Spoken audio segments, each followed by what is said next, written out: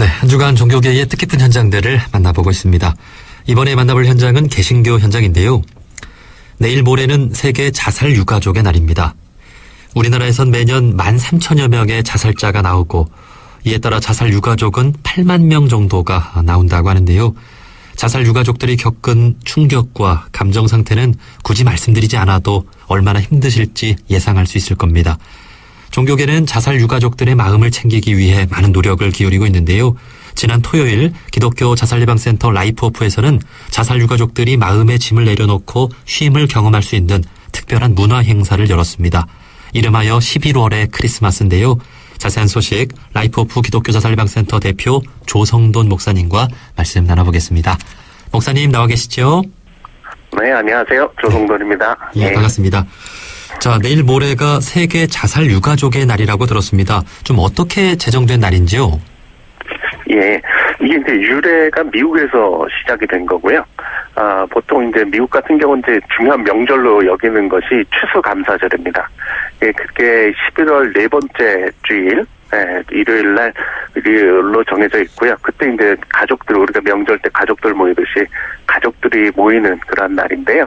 그때 이제 소외된 사람들이 아무래도 자살 유가족인 거죠. 그래서 그럴 때 모일 수 없는 사람들끼리 그래도 모이자, 그리고 기념하자. 좀 슬프기 전에 그런 얘기를 하자 그래서요.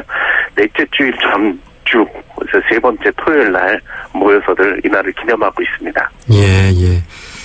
그러니까 미국의 대표적인 명절 추수감사절의 전주 토요일이 바로 세계 자살 유가족의 날로 이렇게 보내고 있는데, 그러니까 가족끼리 단란한 시간을 보내는 뜻깊은 날이니만큼 이를 기념하지 못하는 정말 어려운 이웃을 돌보자라는 그런 취지로 그 전주에 기념을 하고 있는 것 같습니다.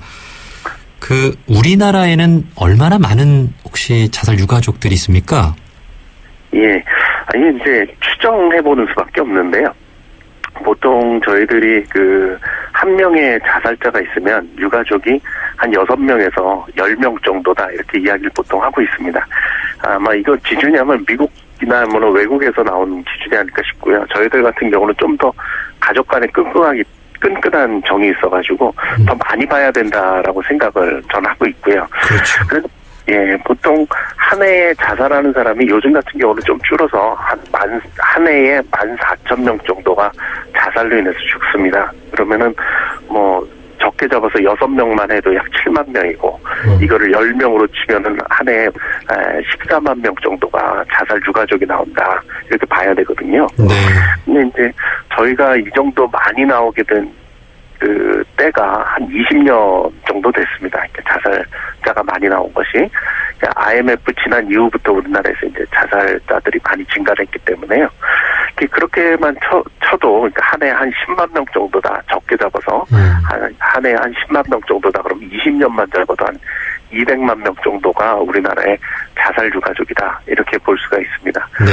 그러면 그 전도 있고 실은 더 많이 나올 수도 있기 때문에 200만 명 이상이 자살 유가족이다 이렇게 봐야 되는데요. 그 정도 되면은 아마 이제 전 국민 한 5% 가까이 되는 숫자들이 이 자살과 관련돼 있다, 유가족이다 이렇게 볼 수가 있겠습니다. 네. 특히 우리나라는 친척 간에 좀 끈끈한 정이 있고 그러다 보니까 사촌, 오촌, 육촌도 이렇게 한 가족으로 여기는 그런 측면이 있잖아요.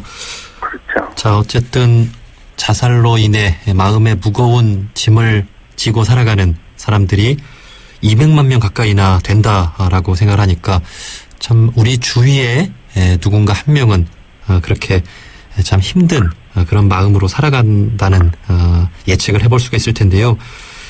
자살 예방을 하는 것도 중요하지만 그 자살 유가족들의 마음을 돌보는 것도 참 중요한 것 같습니다.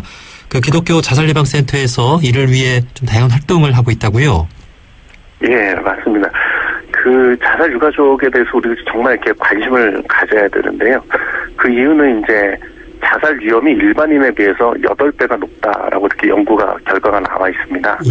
그러니까 항상 이 위험 속에 노출이 돼 있죠. 그래서 보통 이야기하기를 사람들이 하도 자살자가 있으면 그 가족 중에 또 다른 자살자가 나오고 이렇게 연쇄적으로 나오다 보니까 혹시 자살도 유전이냐 이런 말씀을 하시는데 유전이라고 할 수는 없고요. 하지만 환경이 비슷하고 성격이 비슷하고 그다음에 당한 상황이 똑같기 때문에 거기다가 가족 중에 누가 자살을 했다면 이게 이제 격발작용이라고 해가지고 방아쇠 작용이죠. 이게 부풀어온 풍선에 이제 바늘구멍 내듯이 정말 터질 수밖에 없는 그런 상태이기 때문에 상당히 위험하다고 저희들이 봐야 됩니다. 근데 이제 문제는 뭐냐면 이제 교회나 뭐 다른 종교기관도 비슷한 상황입니다만 정죄하거든요. 네, 그래서 쉽게 얘기해서 자살한 사람은 지옥 같다라는 말을 너무 쉽게 한다든가 내지는 뭐 가족들이 어떻게 했길래 자살까지 했느냐라고 정죄하는 일도 있고 뭐 이런 것들 때문에 마음의 위로가 많습니다. 그래서 저희들이 이 유가족 모임을 해보면 종교가 이렇게 돌아갑니다. 이렇게 뭐 교회에서 상처받으면 성당 가기도 하고 성당에서 상처받으면 뭐 절 가기도 하고 그래서 이게 종교가 다 도웁니다. 이런 것들을 바라보면서 제가 참 마음이 아팠고요. 그리고 가장 중요한 건 뭐냐면 이분들이 장례의식을 제대로 못 치렀습니다. 아이고. 네, 그러니까 본인들도 그렇고 교회 입장에서도 저 사람이 천국 갔냐 지옥 갔냐 가지고 싸우기 시작하기도 하고 뭐 이러니까 이제 장례가 제대로 안 치러진 경우들이 많거든요. 그래서 저희가 처음 했던 일이 뭐냐 하면 저희가 뭐 장례를 다시 치러드릴 수는 없지만 그분들 이제 위로는 해드려야겠다 해가지고 저희가 위로 예배를 드렸습니다. 그러니까 장례의식과 같은 그런 과정을 한번 겪을 수 있도록 해드렸는데요. 정말 마음의 위로들을 받으세요. 특히 이게 이 장례라는 것이 어떻게 보면 고인과의 이별의 과정이잖아요. 이제 그 과정이 없이 이렇게 했기 때문에 마음의 상처들을 많이 가지고 계신데 같이 함께 위로를 받고 요즘에는 이제 저희들이 이거를 매년 하다가 작년부터는 이제 매월 마지막 주 수요일 날 저희들이 정기적으로 모여서 지금 유가족 모임들을 하고 있습니다. 그래서 그런 모임들을 하고요. 또 하나는 저희들이 이제 문화 행사를 합니다. 이게 상당히 중요한데요. 제가 어느 날 이제 위로 예배도 하고 유가족들하고 만나다 보니까 어느 논문을 봤는데 유가족들은 울지도 못하고 웃지도 못한다라는 표현을 봤어요. 이게 뭐냐 하면 유가족이 정말 슬프다고 울면 언제까지 울 거냐고 그러고 웃으면 지금 웃음이 나올 때냐고 그러고 이게 감정을 어떻게 드러낼 수도 없고 일상을 할 수 없는 그런 과정 중에 있다는 얘기를 듣고 제가 그러면은 웃을 수 있게 해드릴게요 그랬어요. 그래서 음악회를 열었습니다. 음악회 오셔서 같이 즐기시자고 뭐 그런 활동들을 쭉 해왔습니다. 그래서 지금도 이게 이제 이어지는 과정 중에 있고요. 그다음 모시고 이제 야유회도 가고 1박 2일 또 같이 노는 날도 있고 뭐 좀 자기들의 일상을 좀 찾을 수 있도록 제가 저희 라이프오프에서 그런 노력들을 지금 하고 있습니다. 매우 중요한 일을 하고 계신 거란 생각이 듭니다. 그러니까 뭐 가족 중에 누군가 죽었을 때 일반적인 그냥 죽음을 맞았을 때는 이것이 회복이 되고 치유가 되고 일상으로의 복귀가 가능하지만 자살로 인한 죽음을 경험을 하면 참 무거운 짐을 이렇게 지고 사는 것처럼 일상으로의 회복이 참 힘들다 하는 말씀이 지금 듣고도 참 이렇게 이해가 됩니다. 그 과거에는 지금 아까 말씀해 주신 대로 그 자살자에 대한 장례를 그 종교 시설에서 이렇게 기피하는 경향이 있었는데 지금도 좀 전반적으로 그렇습니까? 지금은 이제 뭐 많이 나아졌죠. 이제 저희가 빨리 진행이 된 게 그 2000년대 들어오면서 이제 자살하는 사람이 많아지기도 했지만 실은 그 유명인들의 자살 때문에 그 장래에 대해서 관심을 갖게 된 게 많이 영향을 준 것 같습니다. 그리고 종교계들이 힘을 합쳐가지고 이 일을 같이 진행하면서 이게 시너지 효과를 일으킨 것 같습니다. 그러니까 서울시나 이런 중앙자살예방센터 같은 데서 주요 교단들, 주요 종단들이 모여서 함께 행사를 할 수 있도록 계속 독려를 해주셔가지고요.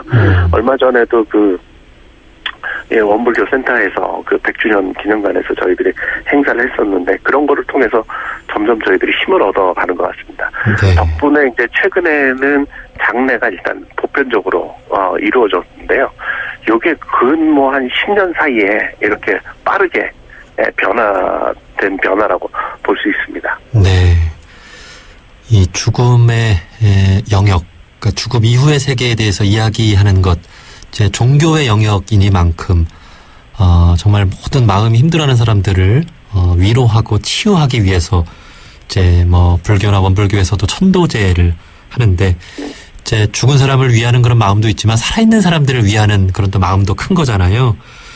네, 여기에 좀 더 세밀하게 종교계가 더 신경을 써야 되겠습니다.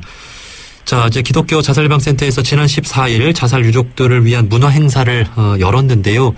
11월의 크리스마스 좀 어떤 자리였습니까?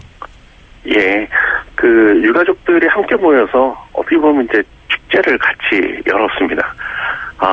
좀 말이 좀 이상하긴 한데요. 제가 이제 그 좀 전에 말씀드린 대로 유가족들이 참 그 감정적으로 어려운 가운데 있고 사람들 눈치 보느라고 힘들어하는 경우들이 있거든요. 그래서 저희들이 이제 음악회도 열었다 이렇게 말씀을 드렸는데요. 작은 음악회를 하면서 제가 옆에 있는 유가족한테 제가 한번 물어본 적이 있습니다. 다음에 뭘 할까요? 그랬더니 그분 하시는 말씀이 영화를 봤으면 좋겠다고. 그분은 이제 아들이 자살한 경우인데요. 그분 하시는 말씀이 아이가 그렇게 된 이후에 영화관을 한 번도 못 갔다고. 어두운 장소를 들어가는 것도 상당히 나한테는 힘든 일이고, 이런 상황에서 영화를 보면서 유흥을 즐긴다라는 것도 일단 마음에 걸리고, 그래서 나 영화관을 한 번도 못 가봤는데, 같이 가면 갈 수 있겠다고 그런 말씀을 해주셨어요. 그래서 저희가 그럼 영화관 같이 가시자고, 그래서 그 조그만 독립영화관 같은 데 있지 않습니까? 그런 데서 하나를 빌려가지고 저희들이 우리 유가족들만 같이 모여서 영화를 보는 행사도 했었어요. 근데 이제 작년에 저희가 좀 더 이걸 발전시키자라는 생각을 갖고 영화관을 하루를 빌려서 영화도 보고 대화하는 시간도 갖고 뭐 산책도 하고 그다음에 영화에 대한 해설도 듣고 뭐 이런 하루 종일 하는 행사를 해봤습니다. 너무 반응이 좋았어요. 제 입장에서도 느낀 게 뭐였느냐 하면 그동안 이런 행사를 했었지 사람은 못 만났던 것 같아요. 왜냐면 행사에 오셔가지고 안녕하세요 하고 그 순서 맡은 사람들이 한마디씩 하고 헤어졌었지 실제적인 만남이 없었다라는 거죠. 그래서 그런 부분들이 상당히 중요했었습니다. 그래서 그 해에 제가 8가족을 만났거든요.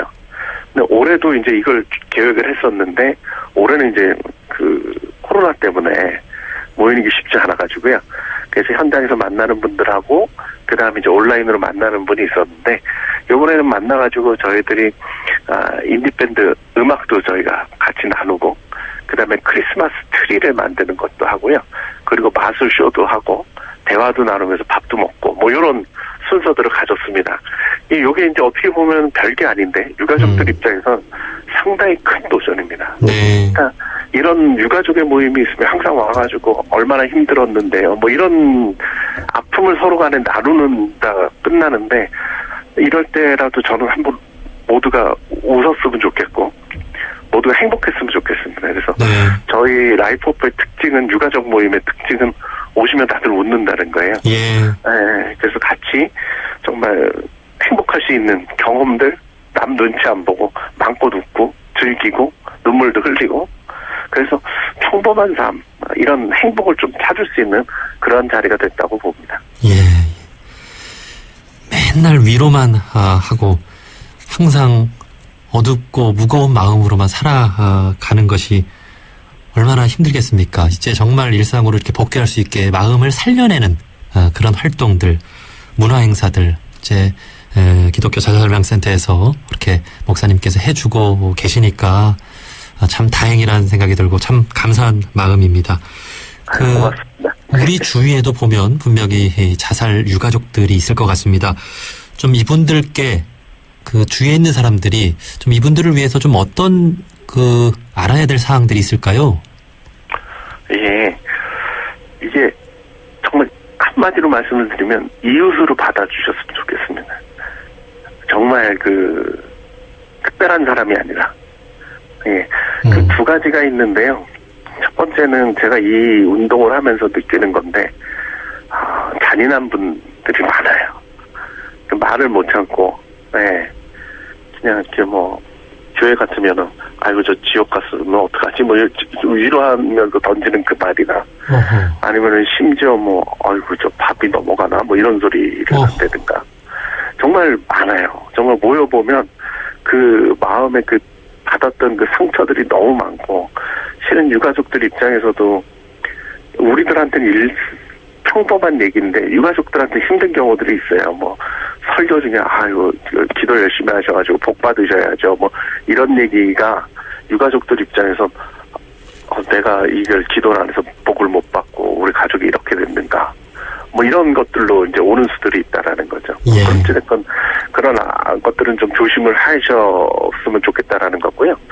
또 하나는 이해가 되는 부분인데 자살 유가족이 있으면 다가가기가 힘드신 거예요. 뭐라고 얘기를 해야 될지, 어떻게 접근을 해야 될지, 어떻게 말을 꺼내야 될지 뭐 이런 것들이 상당히 힘드시거든요. 근데 이제 유가족 입장에서는 사람들이 나를 꺼리는구나 이렇게 또 느껴질 수가 있거든요. 그러니까 좀 평범하게 대해주셨으면 좋겠어요. 정말 이웃처럼. 네. 별일이 없었다라는 듯이 그냥 잊고 살 수 있도록 이렇게 좀 얘기를 해주시면 아마 많은 분들이 좀 이렇게 자기 생활로 돌아가는 데 있어서 도움을 받을 수 있을 것이라고 생각을 합니다. 예. 특별한 위로보다도 정말 묵묵히 곁에서 평범하게 이렇게 대해주는 게 더 나은 것 같습니다.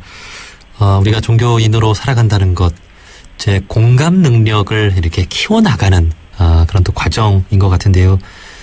우리 종교인들이 이런 부분들 잘 세밀하게 챙겨서 주변 사람들을 돌볼 수 있었으면 좋겠습니다. 자, 목사님 여기까지 말씀 듣겠습니다. 라이프오프 기독교 자살예방센터 대표 조성돈 목사님이었습니다. 목사님 고맙습니다. 네, 감사합니다.